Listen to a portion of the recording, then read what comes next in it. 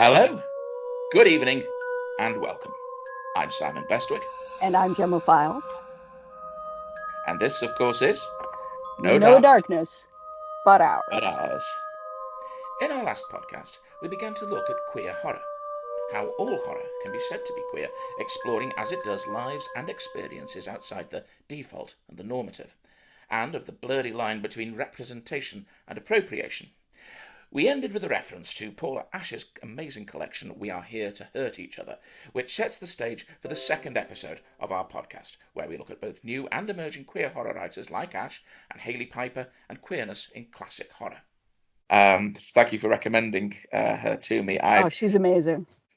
I'm a huge fan of Hailey Piper, who yes. I've been reading, and I got hold of her collection, Unfortunate Elements of My Anatomy, which is a wonderful title.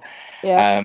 So I'd already read obviously a few of Hailey's novellas and kind of binged through that, and Paula Ashe's We're Here to Hurt Each Other. And I'm about 2/3 of the way through Eric LaRocca's Things Have Gotten Worse Since Last We Spoke. Yes. I thought it was a story collection. It actually seems to be a novella. It's one novella, and that's a fascinating example of this whole thing, because Eric is a gay man, and he's chosen to write this weird sort of D/S dominant submissive relationship between two women, conducted over the internet. And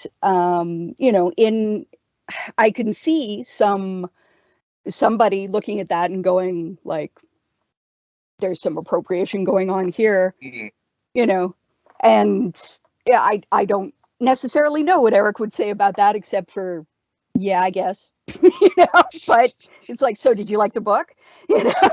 It's like, there's so many other things that go on in the book. I wouldn't necessarily have, been like, and you're a gay guy, and those are two gay ladies. I mean, I was thinking of I was just thinking just now about another film with slightly similar theme, when in the sense that it's about a relationship between two women, and there's something very dark emerges in it, and that's Colin Minihan's film What Keeps You Alive. Yes. Which, as far as now, the film, as far as I know, Minahan isn't a queer director.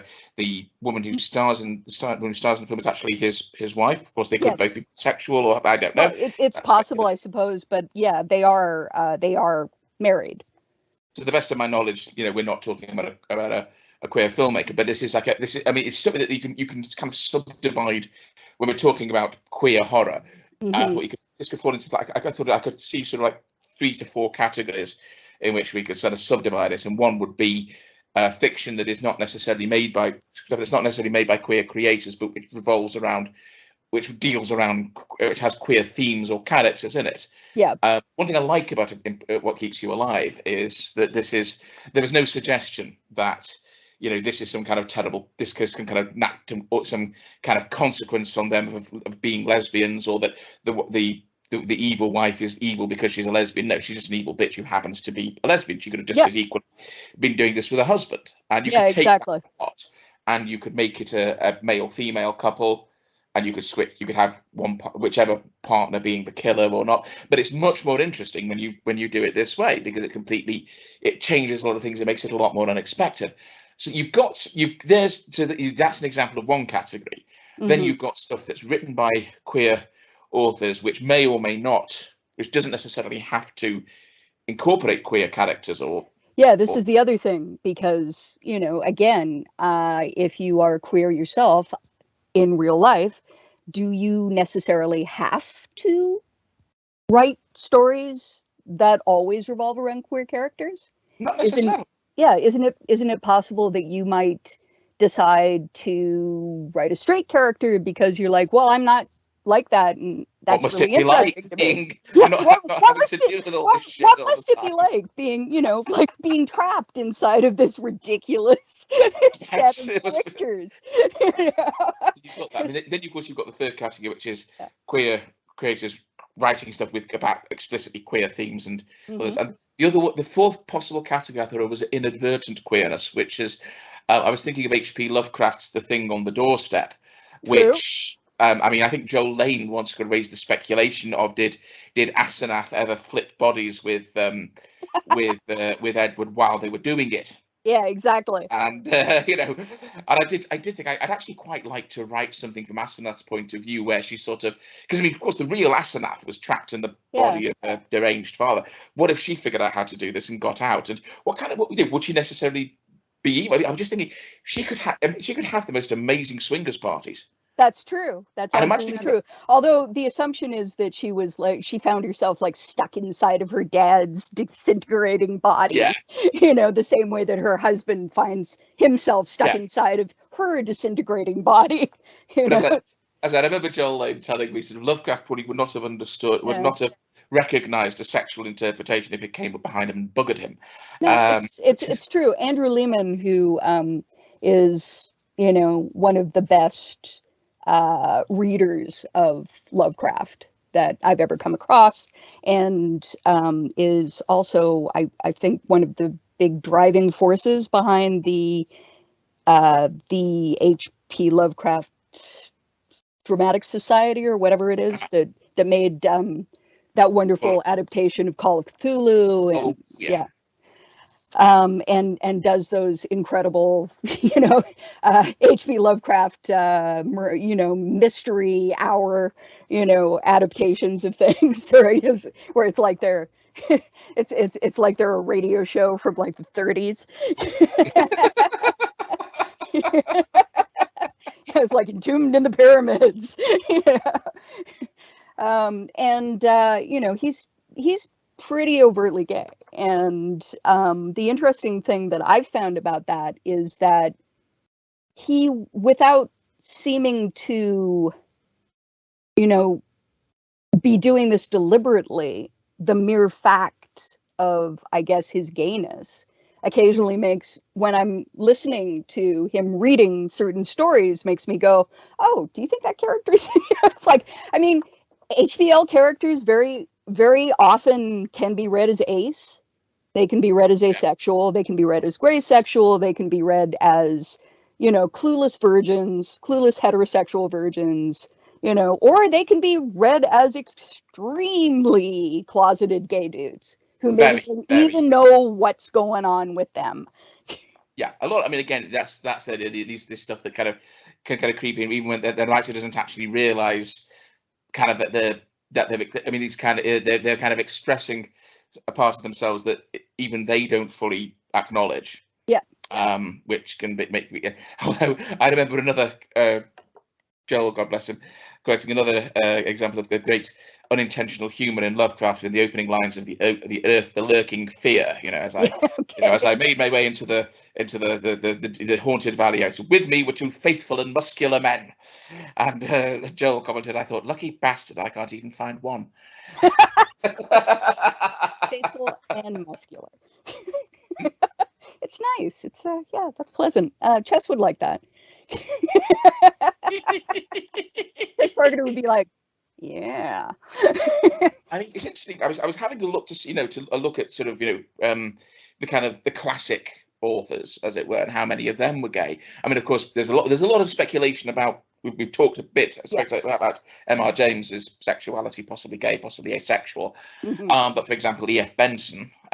Totally. I think at least of his two brothers, I can't remember if both of them were gay or just one. But I think certainly one was definitely, and the other one, who knows? Who knows? Vernon Lee gets mentioned in a list. Yeah, Vernon Lee. I absolutely love Vernon Lee.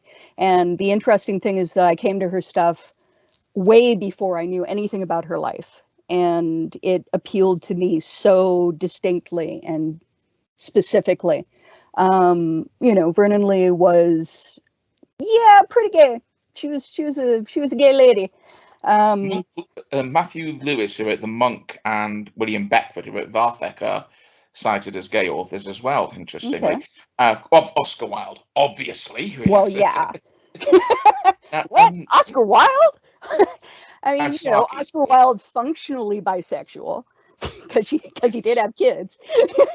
Incidentally, of course, I seem to remember, I think it's in the one of the annotated one of Joshi's annotated editions of Lovecraft, when he's talking about the shadow over Innsmouth, the descriptions given of Obed Marsh were apparently based on the physical description of Oscar Wilde.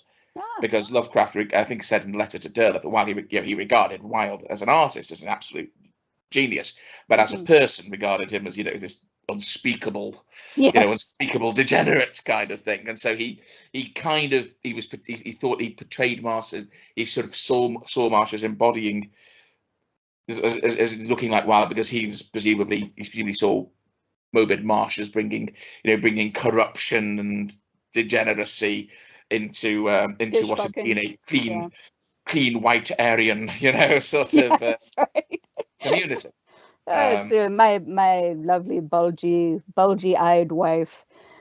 I mean, Jesus. It's like anybody who wouldn't, it's like, think about Dagon, right?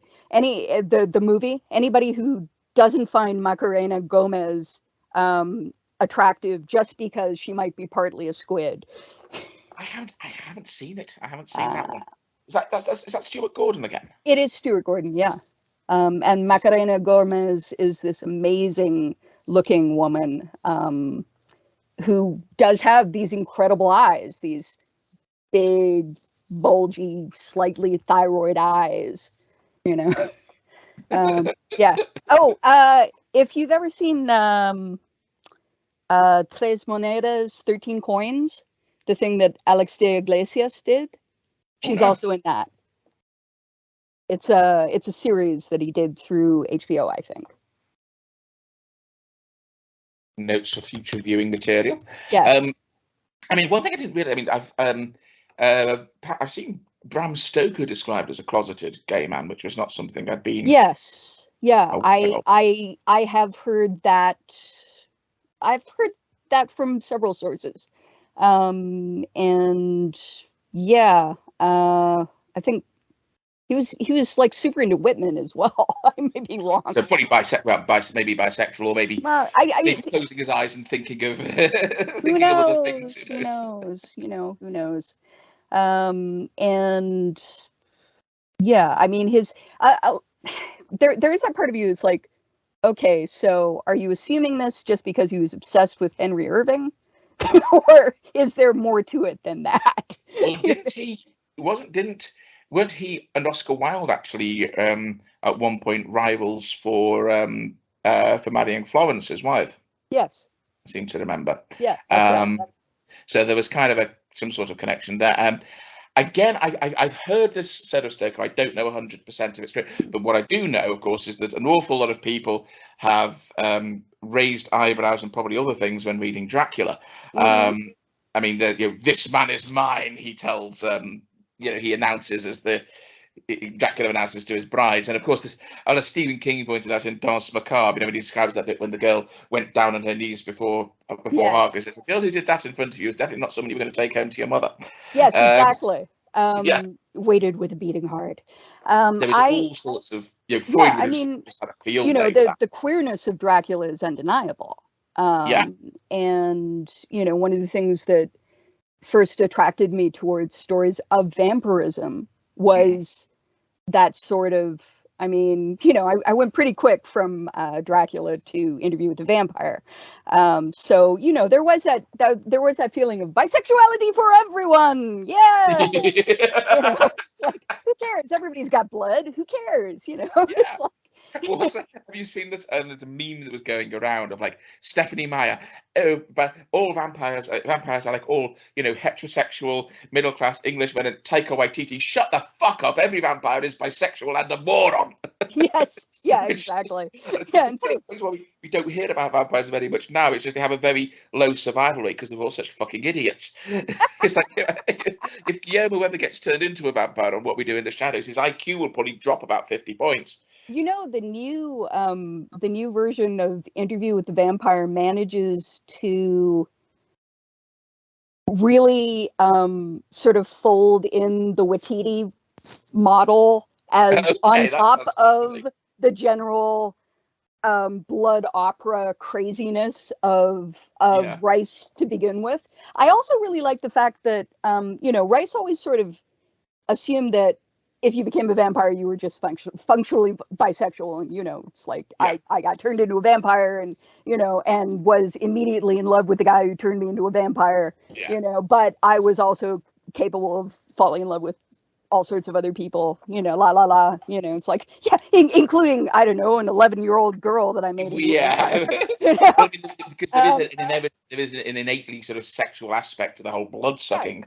exactly thing when writing that everything is sexualized. But one of the interesting things about the most recent series of Interview with the Vampire is that from the very beginning they're like, okay, so Louis Dupont-Dulac is a closeted gay man who also is they also aged it down to 1900 instead of like in the 1700s, and or the end of the 1700s, and made him a guy of Creole descent. So it's like, when somebody says Dupont-Dulac, that's a really interesting name. He's like, like Dupont-Dulac Plantation. My great-great-grandfather ran that. It's like, whereas I myself, run a string of cat houses because, we rich, but we ain't that rich. It's this very attractive light brown man in a very racist world. It's like it's better to be in New Orleans than some other places, but still not so great. And then this adds a couple of really interesting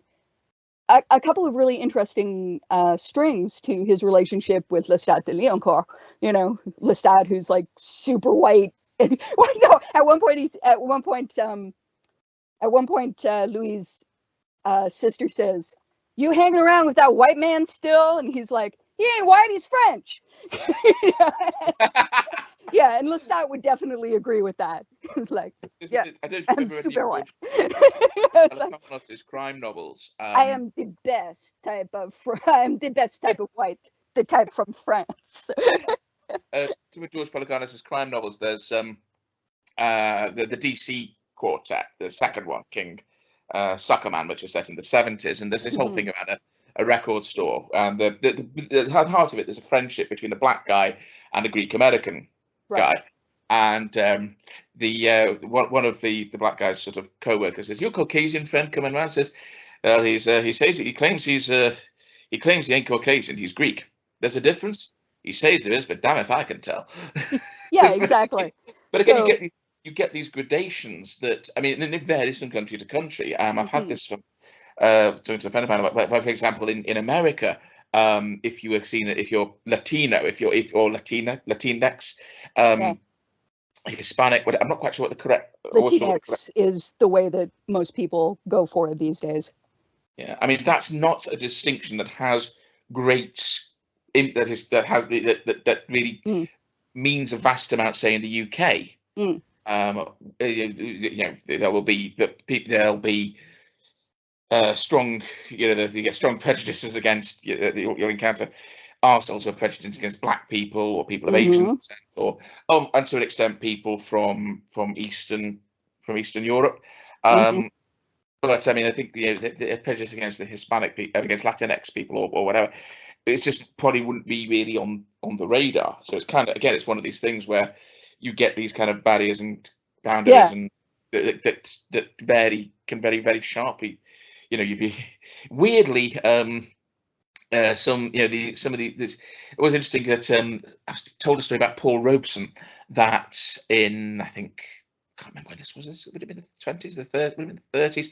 He was in London, and he was staying at, I think, in the penthouse suite in one of the big hotels, and he was at that time carrying on a relationship with Peggy Ashcroft, who was one of the leading ladies of her day, and a very, very beautiful woman. And and basically there were a lot of American guests staying there who were really sort of, "Oh, we don't want this black person." And the hotel management has to look, "Mr. Robeson, I'm really sorry, but look, we're quite happy to, anything you need, we'll bring to you. Miss Ashcroft can come and go as she please. It's just the dining room. If you could, even as far as he was concerned, it's like, well, I get to spend all my time in the penthouse suite with hot and cold running Peggy Ashcroft and food, booze, whatever. It's basically because he says some of our American guests. He said very interestingly, "Yeah, it's okay. They're crazy." So it's kind of like in some ways you could get Britain could be a far better place for a black guy than America could at the same time. And France, same thing. Yeah. You know, it's like there's. Not that there was prejudice completely absent. Not that prejudice would be completely absent everywhere. No, absolutely. But what I do find interesting is that often it seems to be about two different things, and the first one is like visual difference between what you feel is normal because it's like you, and what you feel is abnormal because it's not like you, and difference in language, which is really interesting. So. Yeah.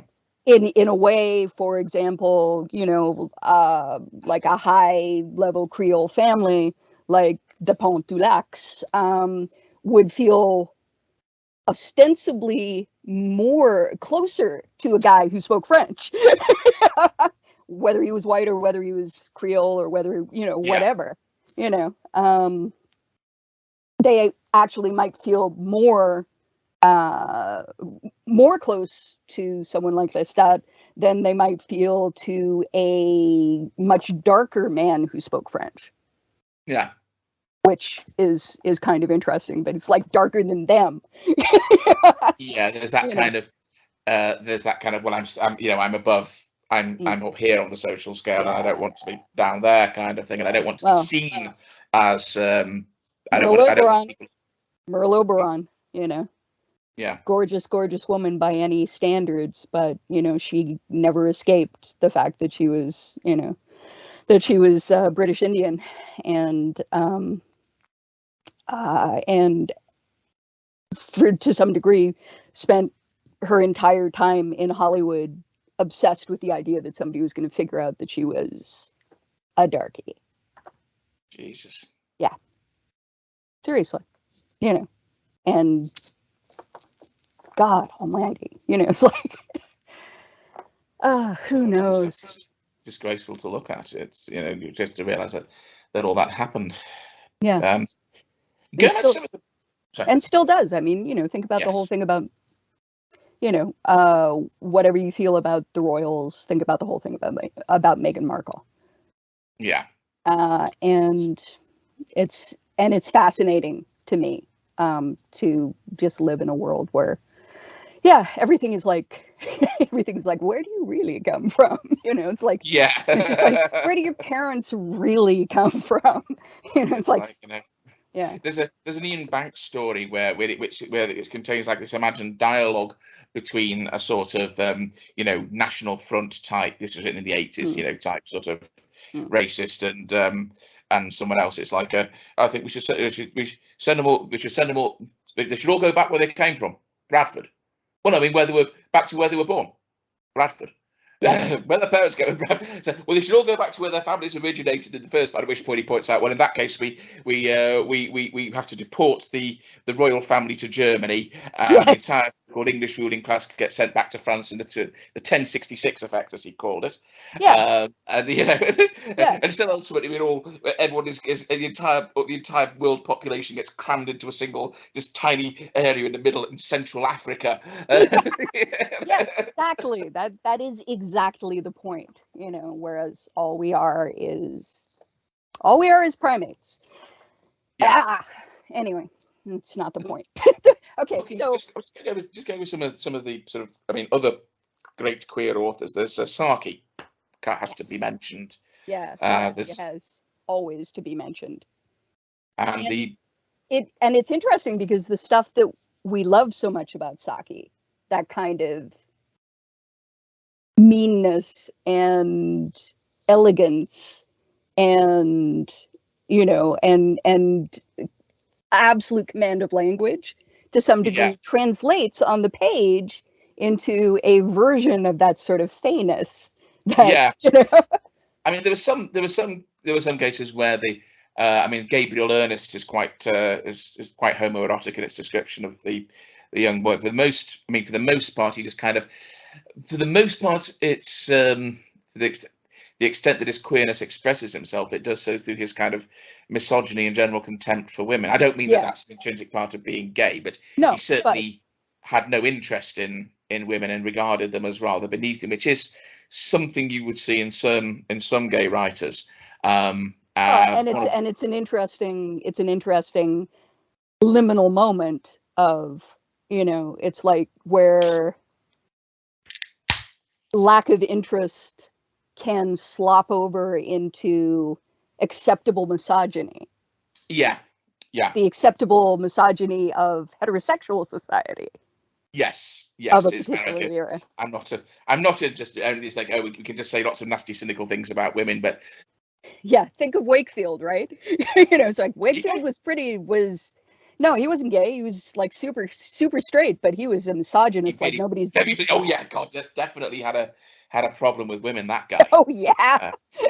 It's like this is a man who's written like some of the best ghost stories I've ever read, and ones that I would gladly read over and over. But I actually had to make a list one time for a friend where I was like, okay, so definitely avoid all these.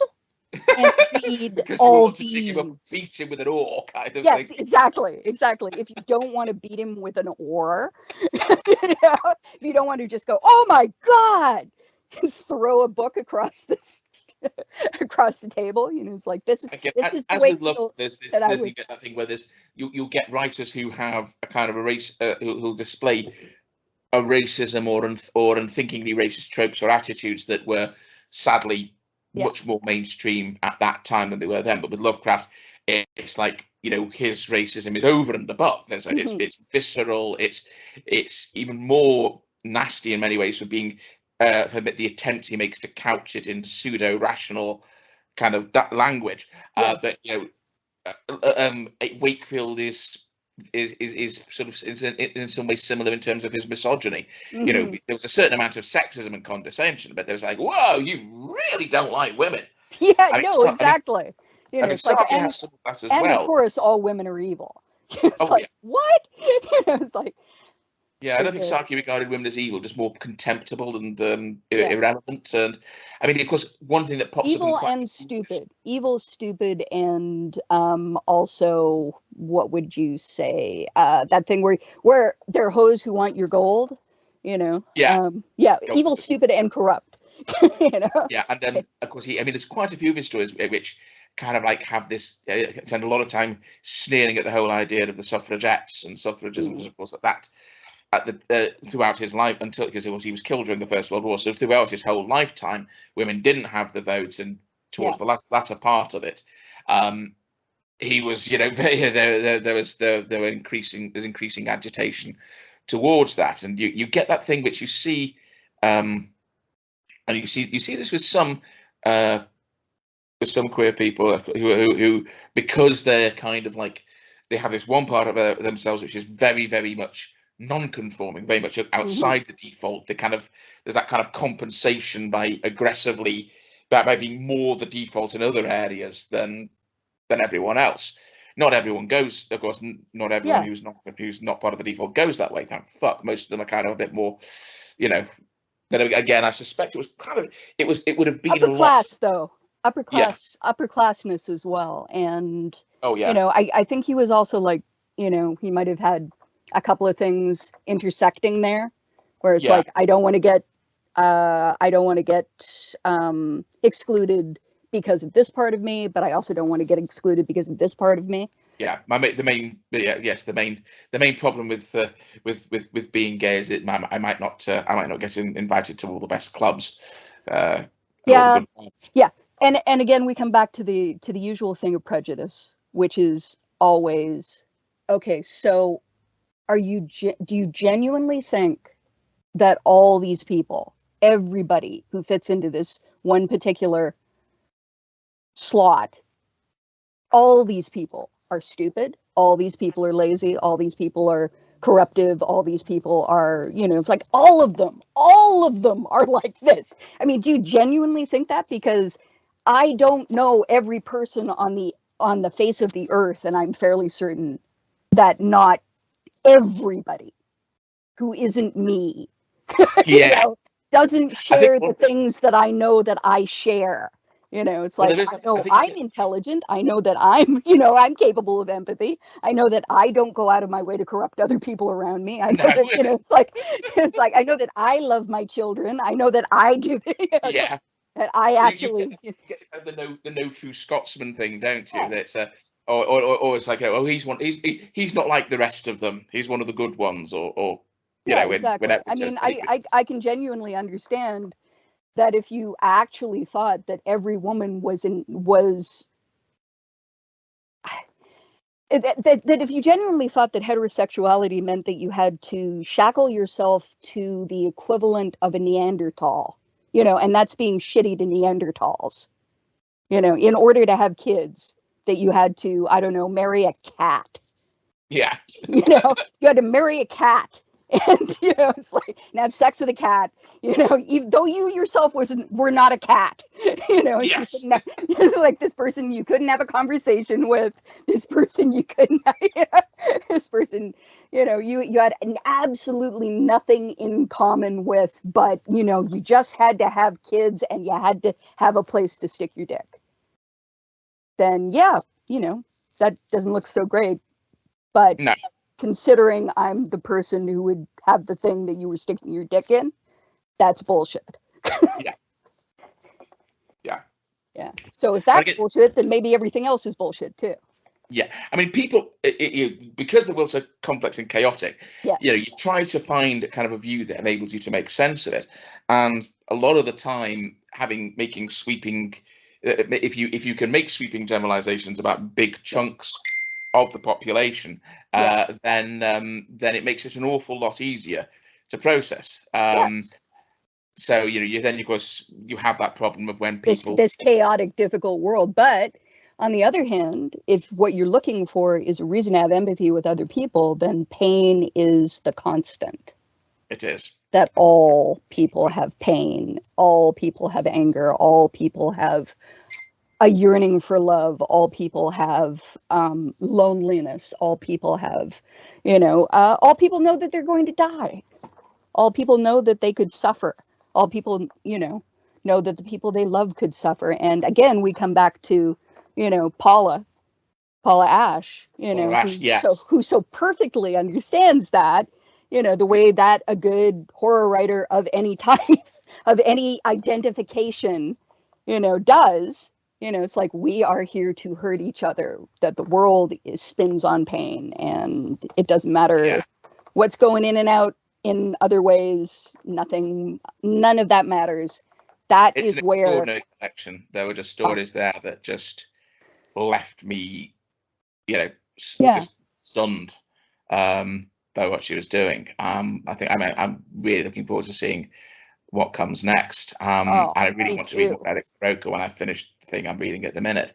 Yeah, and Uh, Hailey Piper, anything that Hailey Piper does. And, oh God, yeah, I mean, the other thing that occurs to me is that, it's like, when we think about body horror, mm, and the type of horror that everyone who has a body can identify with, yes, it's like the most, specific, it's like that, it's that intersectional thing, right?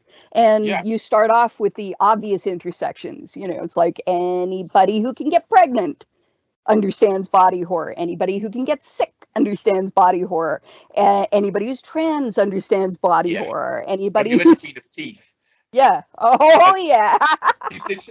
She did put on Twitter recently, Hailey, that her favourite review of that was when Yaya finds she has teeth in her Yaya, which was brilliant. yep. I get, You begin with the specific, but then you go out and out and out and out, and pretty soon you discover that everybody who has a body understands body horror. in the final episode of our queer horror podcast, we'll be looking at more recent classics of queer horror in the works of Clive Barker, Joel Lane, and David Rodkin. We'll also be looking at often overlooked authors like Michael McDowell and J.B. Laws. Which creators of queer horror should we also be looking at that we haven't discussed so far? let us know in the comments below, and maybe we'll discuss them in a later podcast. And until then, I have been Simon Bestwick. And I've been Gemma Files, and this, of course, has been No Darkness, No darkness, but but ours. ours.